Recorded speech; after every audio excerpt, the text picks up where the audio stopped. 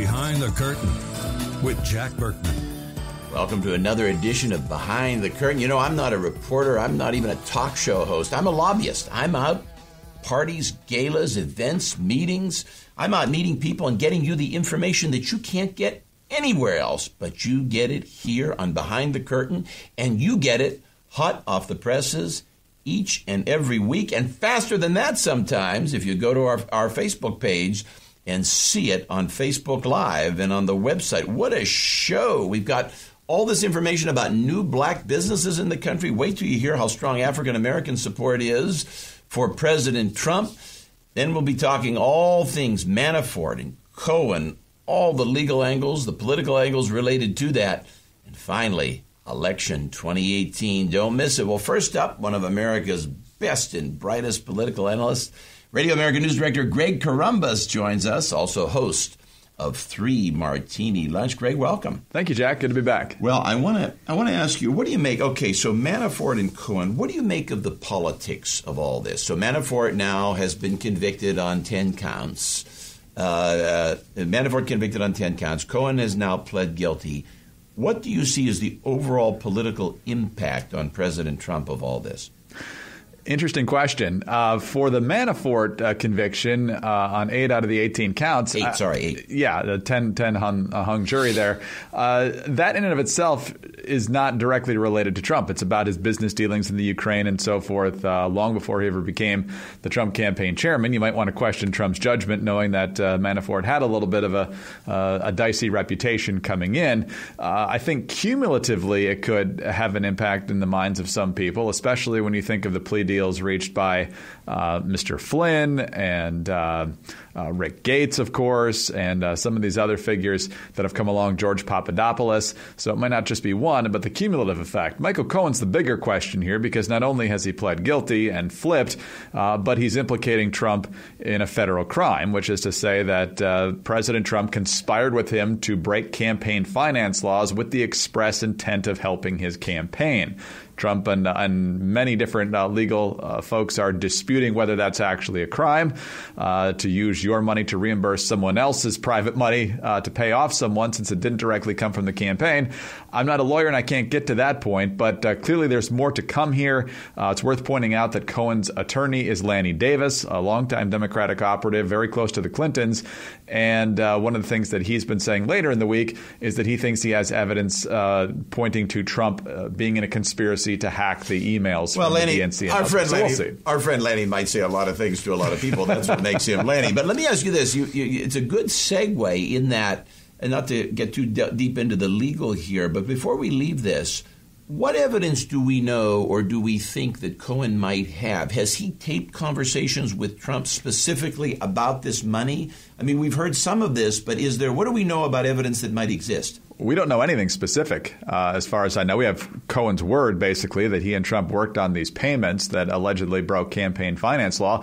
And we also know that Cohen did tape conversations with Trump. Whether or not he's got anything specific on this financial arrangement with the two mistresses, or we've got anything related to hacking of emails or anything like that, there's nothing concrete, nothing specific that I've heard of. It's interesting. If he does have wiretapping, and if the wiretapping depends on where he was, where Trump was at the time, if the wiretap was illegal, that one danger to the president is they would, of course, excuse him. He's already pled guilty, so they won't charge him with the crime of wiretapping. That could be one advantage he has. Okay, the broader question, it would seem to me, Manafort's off to the side, but the broader question with all this Cohen stuff, the Democrats jumping all over it, frankly, CNN and MSNBC jumping all over it, are they not going deeper down the same rabbit hole? This is all the Washington saga. Trump is already off talking about the economy, talking about immigration, talking about core issues, frankly, for both the base and swing voters. Are Democrats not taking the bait one more time? Possibly. It depends who this resonates with. I mean, your Democratic base, 90 to 95 or even close to 100% of the Democratic base is going to vote against Trump no matter what happens. He could cure cancer and they're going to vote for the Democratic nominee. But if you have folks who are on the periphery who may not personally think well of Trump but like his policies, it could impact the turnout, not only in 2018 but in 2020. And so if you start to see a little bit of a crack in the the dam of this coalition that got Trump elected in 2016, then you could start seeing some long-term problems. But just because the Democrats are upset doesn't really change the dynamics in and of itself. Do we have any evidence, or is there any evidence as to how this kind of stuff with Cohen and Manafort is impacting swing voters? I mean, I think we have the base pretty well figured out. If anything, it might help grow the base. It's not going to hurt, not going to affect the Republican base that much. But how does this? Is there any evidence? Do we have any evidence on how this is impacting various categories of swing voters? I guess it's hard to find. It's hard to know because this I think happened, and we don't have any polling post this where all of the people were asked these questions after this news came out. A lot of this is going to be how people process this. You know, for days on end now, and especially if there's any subsequent revelations, that the media is going to stay on top of this from now till Election Day. Many of them have a vested interest in the outcome, and they think this is a story that's obviously going to do well for them in a business model, and most of them think it's a big story. So if this is the driving issue and it takes over the conversations, and you get enough people on the right who either get disgusted with Trump or just are tired of the story, it could depress turnout again, and it could jack up turnout on the left. But again, if a week from now or 2 weeks from now or well before midterm election day, we're back to what we're normally arguing about, it probably won't ultimately have that big of a difference this time. You know, my thought is if you look back to 2016 and the Access Hollywood Billy Bush tape, if something like that didn't hurt Trump with women, and Trump ended up getting something like 53% of white women, so obviously that didn't have much of an impact or any impact at all, wouldn't this stuff with Cohen go into the same category where women will say, well, he's paying off a bimbo or something? Isn't that the same kind of thing? Maybe, but Trump's numbers among even Republican women are not great. It depends who he's matched up against. If he's up against a Hillary Clinton who's got a tremendous amount of baggage, or an Elizabeth Warren, or somebody else that's got high negatives, he can perhaps neutralize that. But the problem in the midterm is it's not everyone against Hillary Clinton or an Elizabeth Warren. You might have a more moderate candidate in your state, like the Democrats in Texas have nominated Beto O'Rourke, who does not carry himself off like some far-flung liberal. He carries himself as a more of a moderate Democrat, even though he wants to ban AR-15s and that sort of thing. So in some of these other states, you're also going to have people who are more tailored to the base. Heidi Heitkamp's not Hillary Clinton. She's probably still going to lose, but she's more palatable than your standard liberal national nominees. From your lips to God's ears, although strange stuff in North Dakota. That's a story for another day. We'll get to that maybe in the next segment. Now, you said something interesting. Hillary Clinton had high negatives. On the other hand, Hillary Clinton is a woman, or at least we think by all evidence she's a woman. Now, Trump was not running against a woman, and he still got 53% of white females. That he did pretty well. He did. The real divide, there is, I'm sure, among racial lines among female voters, the big divides between married and unmarried voters. And so a lot of them are voting their pocketbook. They're voting national security. And quite frankly, a lot of people just didn't like Hillary Clinton, whether she was male or female. Trump had high negatives, too. But ultimately, the fact that Hillary had such high negatives, they kind of canceled each other out. So the real battle is over the votes of married women, not single women. Most single women are going to go Democratic, right? So right. The only issue with them is turnout. Republicans might find creative ways to suppress the turnout of single women. But with married women, the battle is over married women, both in the midterm and the general, right? Yeah, but that's also pretty lopsided. If you look at the numbers, I don't think it's as lopsided as single women, but Republicans generally do quite a bit better than Democrats among married women for the same reasons we just talked about, now, pocketbook issues and family values. Now, let me ask you this, though. What do we think? See, there's no data on this because it's not politically correct to collect it. But I have wondered for some time, when you talk about the vote of the married female, isn't it the case that 95% of them would vote as their husbands do and only elites would differ from their husbands? I don't know exactly what the numbers would be, but it's high. It's got to be high. Well, you've got Hillary Clinton and Michelle Obama basically scolding women for doing whatever their husbands wanted them to do. I don't think it works like that. I think generally people gravitate towards one another because they have things in common, and politics is usually one of them.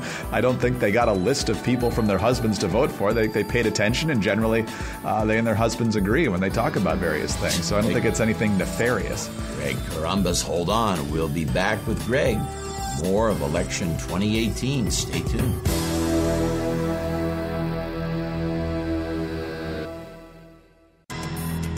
the stories and controversies that no one talks about, but everyone should know about. Some people without brains do an awful lot of talking. Behind the Curtain with Jack Berkman. Coming up later in the show, we'll talk about all the good news under this administration for black entrepreneurs. Businesses up 400%. Black businesses up 400% since Donald Trump took office. Unbelievably good news for the African American community. Well, joining us again, Greg Corombos. We're going to continue now with our discussion of the 2018 midterms. Well, Greg, there's some good news. Well, there's a lot of good news for Republicans in that Trump, two big things with Trump. He has expanded Republican base numbers pretty well since November of 16, and Trump's numbers overall are even better than they were on the day he was elected. That's true. That's true. Whether it's policy or what have you, his overall approval ratings are either at or near 50%. And for most of his first year plus, he was lucky to get to 40%. And so I think the impact of the tax cuts is probably making people happy. And they just see other accomplishments along the way, whether they're pleased with the Supreme Court nominations, rolling back regulations. Business owners and employees are going to like that.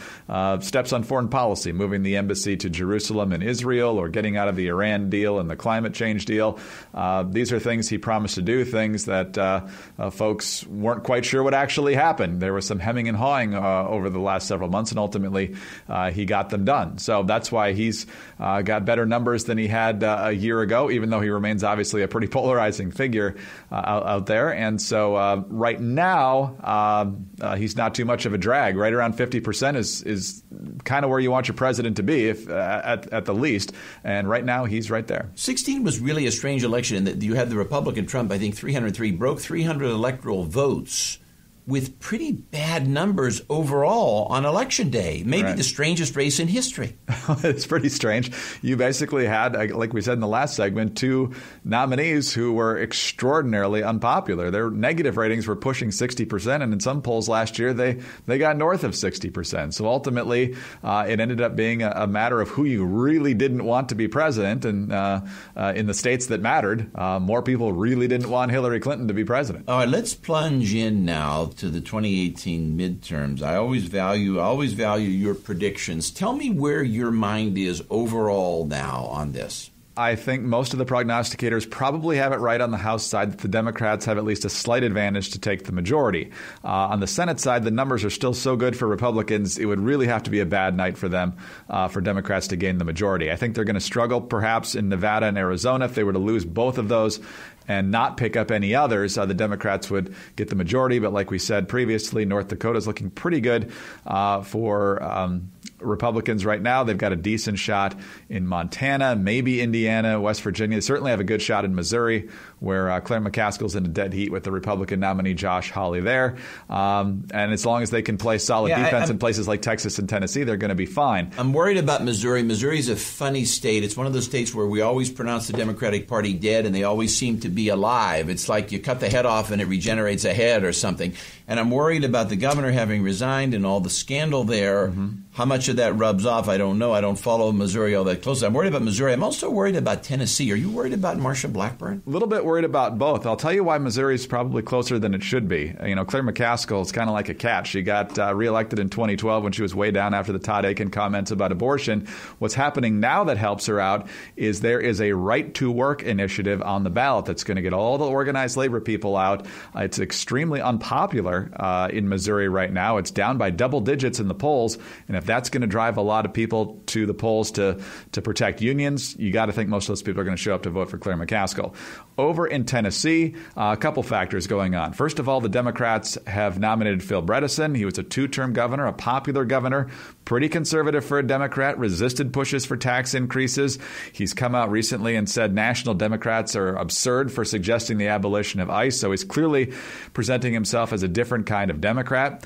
Marsha Blackburn does not have the statewide recognition that Bredesen has. She's been a congresswoman, so she's basically been well known in her district. And hasn't been in the state very much in the last decade. Well, that's part of it, and she's just not well known outside of her home base there. But obviously she's got time now to make that case. And Tennessee obviously has a conservative bent, so in the end I think she'll probably still have the edge.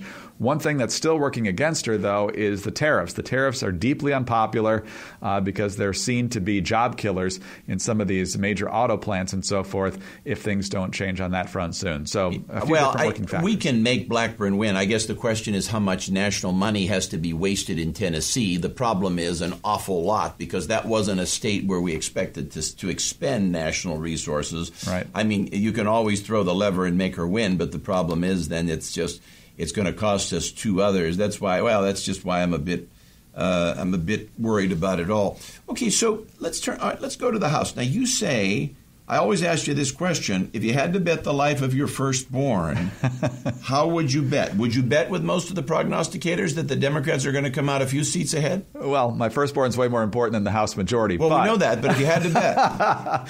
Yeah, I'd say the Democrats probably have the edge right now for a couple of reasons. First of all, in the swing districts, you've got a lot of Republican incumbents who have retired, and that takes away the advantage of incumbency and puts Republicans in a good spot to win. You got a couple spots in New York. You've got a few spots in California where this is looking pretty good. Don't forget how the Democrats, through their own Supreme Court, redrew the map in Pennsylvania. They're expected to have an advantage in a number of seats there. And if there is any sort of trend, that's going to carry a few people across the finish line that we probably didn't even expect. Here's the other factor, and I just talked with Trump's 2016 pollster John McLaughlin about this a few days ago, and he says the Republicans are in big trouble because unless they start accomplishing things that they promised to accomplish in Congress, because while Trump did expand the base and he got big numbers in some of these areas in 2016, we're not seeing it in these special elections. Now, special elections will never have the same type of turnout that a presidential race will. But if you look at Ohio 12, which just happened a couple weeks ago, Donald Trump got 206,000 votes in that district in 2016. Troy Balderson barely won. He got 102,000 votes.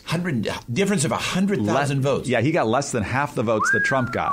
I didn't know it was that bad. Same thing happened with Connor Lamb's race in Pennsylvania 18. Another 100,000 vote difference.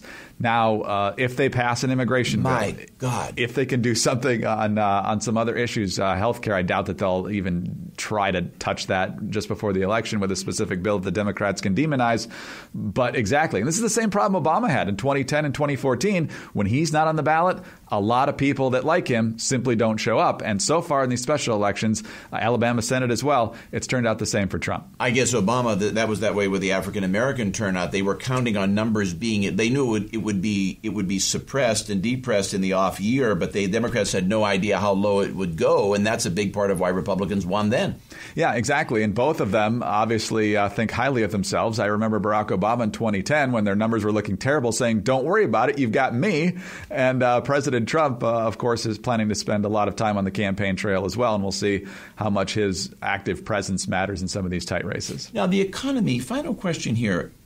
Can the economy carry Republicans? What would have to happen to take that from, say, -3 to +3? What has to happen? Is that the economy getting a little bit better? Is there a change?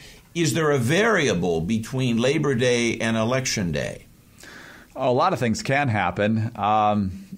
Again, I think if you go back to the investigations, if a lot more shoes drop, that could be bad for Republicans because even though Trump's not on the ballot, in some ways it is a referendum on him. That's certainly the way Republicans looked at it with Obama in 2010 and 2014, and it worked out well for them. The midterms are just generally bad for the party that holds the White House, and unless there's huge news about maybe a foiled terrorist attack or just a monstrous growth in the economy, obviously getting Brett Kavanaugh confirmed would be a boon to show Republican voters that they can get things done. It has been a pleasure. Greg Corombos, we had you for not one but two segments. We'll be back.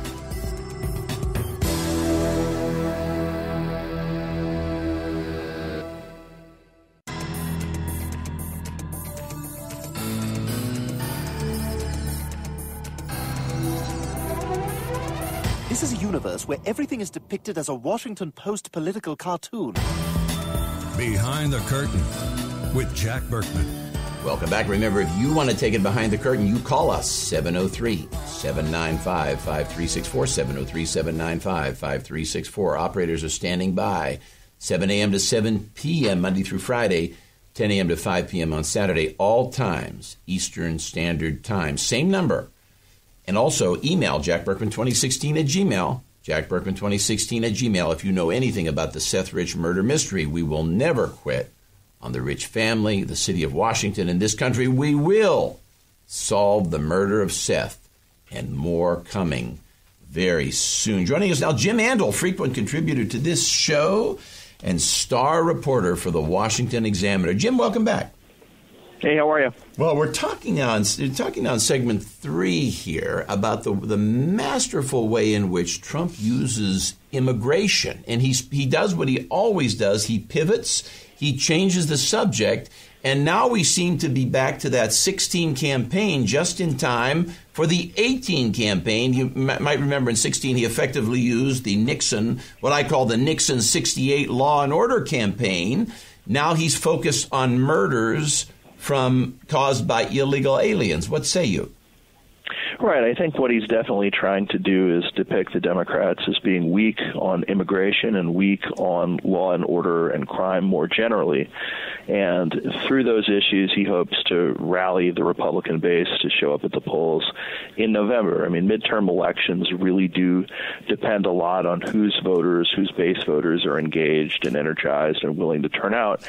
And it's pretty clear that the Democrats are relatively fired up. They're pretty enthused about getting to go and vote against Trump and vote against Republicans. So the challenge that Trump faces is, can he get his own people, both regular rank-and-file Republicans and the disproportionately blue-collar but sort of Trump fans who don't normally show up for the midterms and vote Republican, people who didn't maybe show up and vote for Mitt Romney in 2012. Can he get some of those people to show up and vote when he himself is not on the ballot? Now, Trump has skillfully, like if you talk about immigration and law enforcement and the murders and all of that, if you can't talk about it consistently, Trump kind of left this issue after the 16 campaign and is only bringing it up now in election season, which may be smart. In between, he has focused on the economy. Had he continued to talk about this immigration theme and all the crimes of illegal aliens, had he done this for the last 18 months, it might have been blasé by now. But I think what he's doing in bringing it up right now at the end of August is strategically wise. Do you agree? Well, I think there was also just he had trouble getting any legislation on this issue passed through Congress. I mean, they've gotten some modest amounts of money for the border wall, but not really anything close to what they need to really fulfill Trump's campaign promise. I think Trump tried to challenge Congress to pass something on DACA in exchange for some legal immigration reforms and some border security money. And while they got close a couple times, the talks always seemed to fall apart.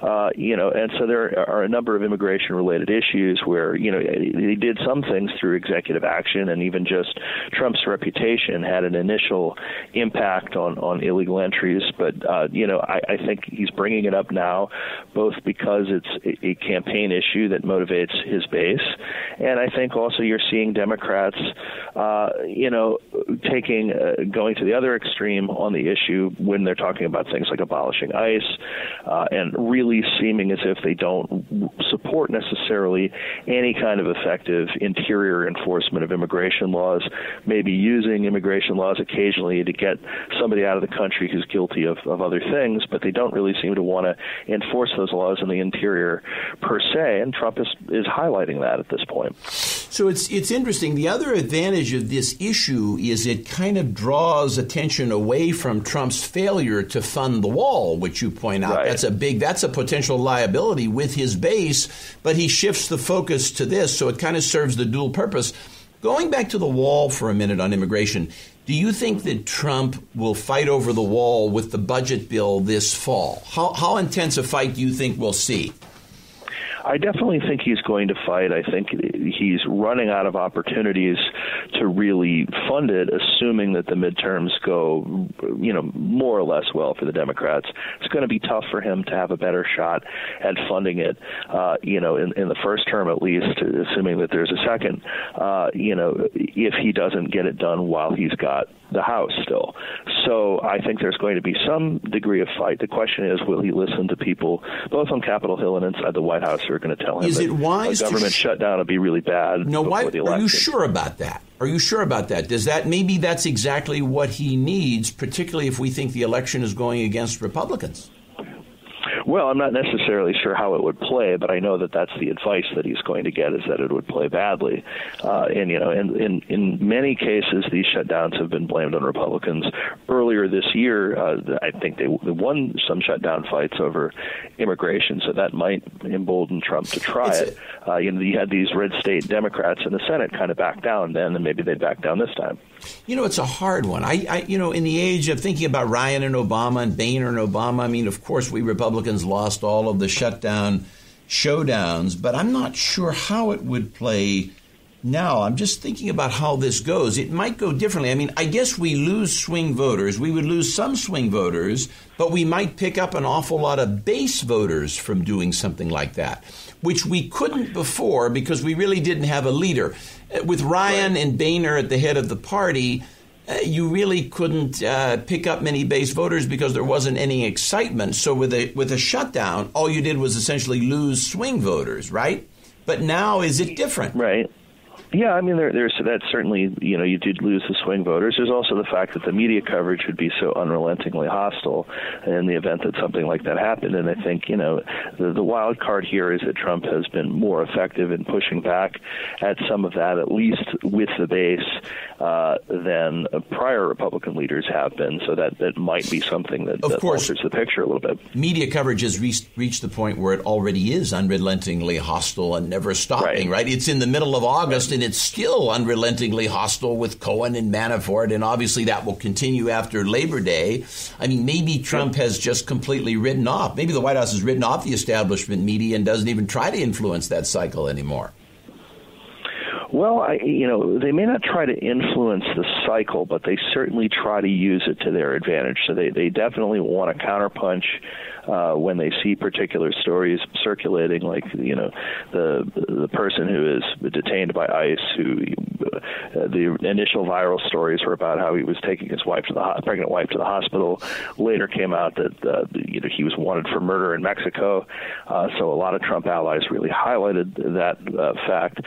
So I think he still has, even if he's not necessarily relying on the media to get his message out, I think he still has a sort of symbiotic relationship with the media where, he needs them to sort of fire up his base and point out to things that are going on in the media he doesn't like, and the media really needs him to gin up outrage and ratings.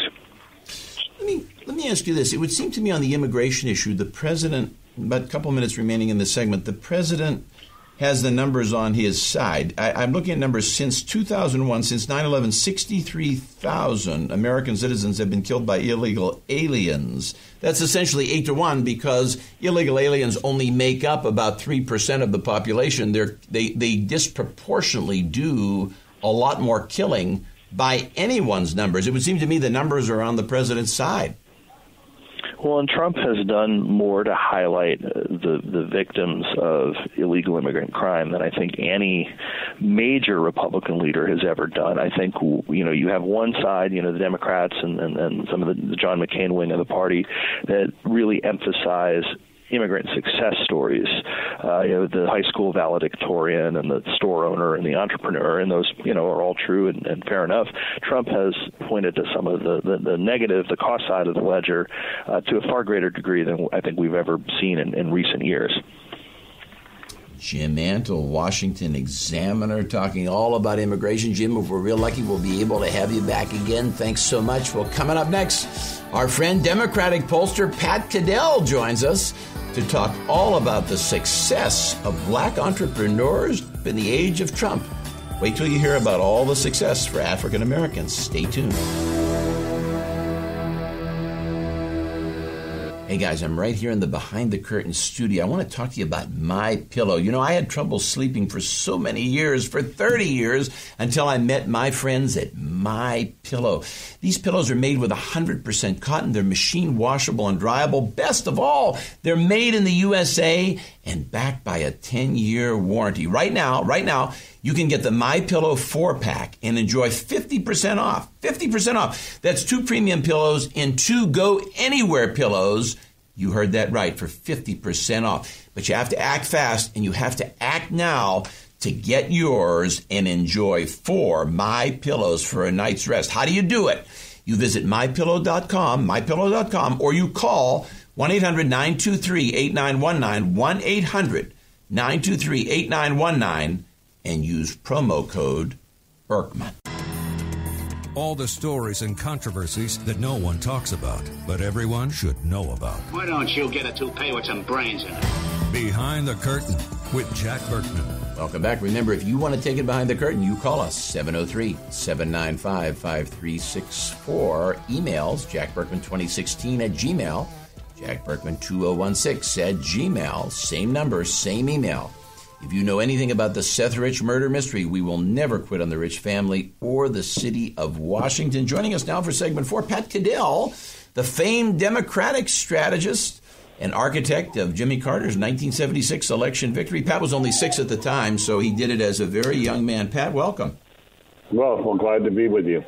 Good to be with you, Pat. Well, you have unearthed some striking statistics that really, I saw these this morning and I was blown away. And I saw your recent piece on this. Black-owned small businesses in the United States have increased by a staggering 400+%. That's 4 to 1 since Donald Trump was inaugurated. Tell us.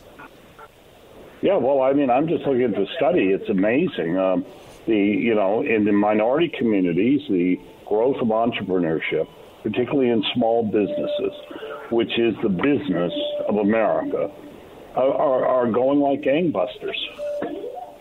Now, do you ascribe, obviously you're a Democrat, I don't think you support the president. I could be wrong. Perhaps you do. I don't want to put words in your mouth. But do you ascribe this to the entrepreneurial spirit and changes Trump has brought to Washington?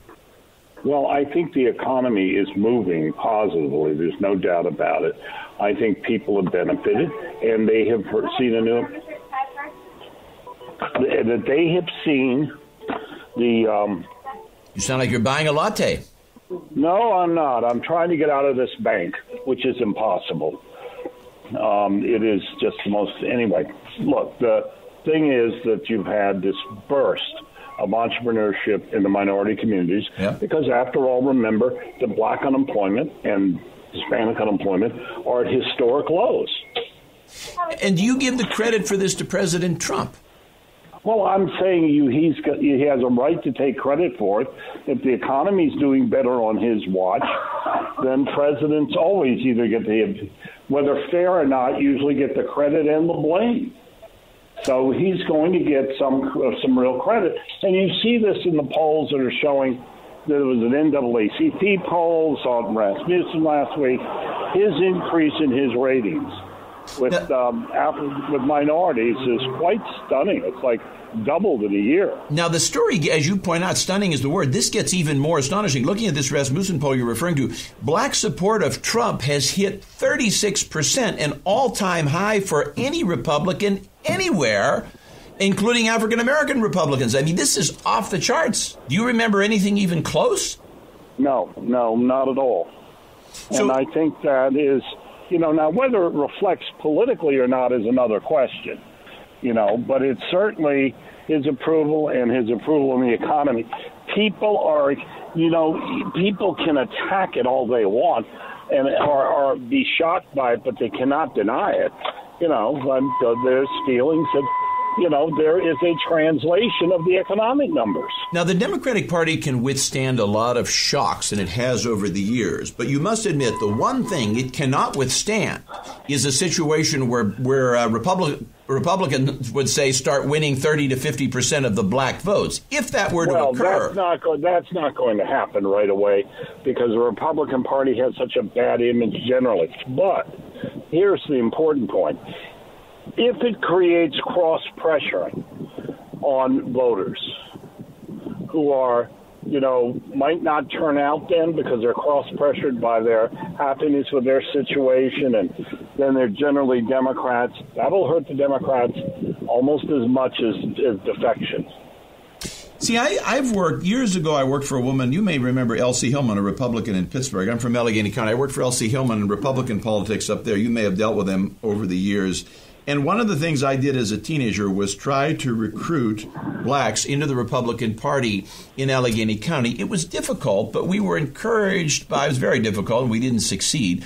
but we were encouraged by the fact that blacks were socially conservative. They're strong on guns. They're strong on abortion. They're strong on God. They're strong on religion. In many ways, they have a lot of the attributes of the Tea Party, but yet, as you suggest, because of these old-time images, Republicans always end up with 6 to 10% of the vote, and it's a disaster. But that could be changing. The base is there. The base attributes are there. Yes, but the point of the matter is when the Republicans can act like they're not dealing with aliens in the black community and whatever, or, dealing with them as if it's arm's length, which is how they treat them, how it comes across, then they'll start winning votes. Jack Kemp knew how to do it. But most Republicans act like, oh, my God, if I've got to, those people, we're not going to get their votes. Because they don't try. And they're, and this is, that's just the truth of it. And it is, they need to make the effort. I've always thought that I never understood why Trump, who has no problems on this, didn't in his campaign and his presidency go out and spend more time in the African-American community, in churches at least, or places you could avoid demonstrations or whatever, and make appeals. Well, you know why. Because the consultants are telling him, here's what the consultants tell him, here's what the consultants are telling him. They're saying, Mr. President, you can't stir up the black vote because once you do that, we're still only going to get 20%. You're going to stir them up. Turnout increases. We still lose 4-1. We can't do that. Don't stir them up. All we can do is suppress the vote. That's been the stupid Republican mentality for many years, right? I saw that campaigning with Santorum in Philadelphia. That's the mentality, right? Stupid. Yes, exactly. And so what Republicans do, what they've done for many years, instead of making inroads in the black community, they suppress turnout because they're afraid. They say, well, if it spikes up a little bit, we still lose 4-1. So all we can do is suppress it. You know what I saw in Philadelphia? This is what Republicans did for many years. I watched Republican candidates pay black ministers to keep the flock home. I saw all kinds of suppression tactics over the years. And, Democrats do bad things on their side, too. Both parties do this kind of stuff. But I always just found it abhorrent that my party would do that. Yes. Well, that's what I mean. It's like, well, how are you going to get votes if you don't want them? You have to make an effort and be able to connect. African-American voters, Hispanic voters, and white voters, they have more in common than they have differences.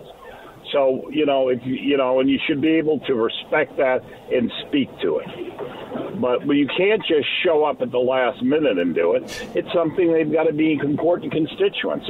And with all the gerrymandering that's going on in our districts and stuff in the elections has made it not necessary in many cases for Republicans to appeal to African Americans. Because they put them all in one district. We've followed this pattern all over the country. We want them all in one district. That may be the undoing. The Republican Party may have missed its future with that, because if we could get the African American vote, we could swamp every equation, win every election. Right. Well, let me just give an example of this. If the Republicans had a different brand, I believe, I've seen enough data and am polled enough to know that I think that a different and independent candidate, something, could get black votes or African-American votes and Hispanic votes. But like in the South, a lot of black young Republicans, black voters, are not aligning with the Democratic Party. They're staying independent. They don't like the plantation-like mentality that the Democratic Party, frankly, has had to African American voters, which is, you do what we say and you take what you can get and whatever. And they're open, but who's going to talk to them? It's funny you say that, plantation mentality. Nancy Pelosi in the House, many black Republicans in the House, so do I have a lot of friends in the House. They say, all of them to a person, hate Nancy Pelosi. They hate Nancy Pelosi. They say she's racist. They say she mistreats them. And many of their friends are Republicans, but yet the Black Caucus feels compelled to hang with the Democratic Party. I never know why.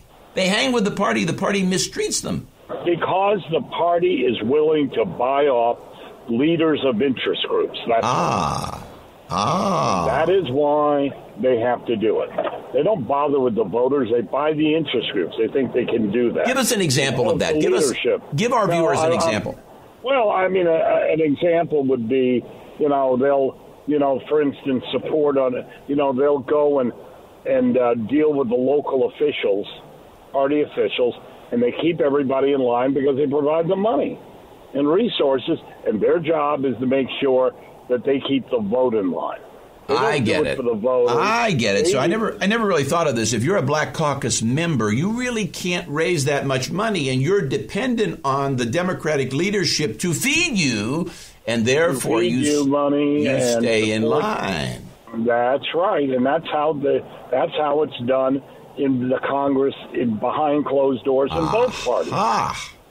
And of course, Republicans, we do the same thing on the other side. Well, where do you see this going? I mean, do you see Trump? Oh, I think we're going to have, one of the things it's going to lead to is more successful independent candidates.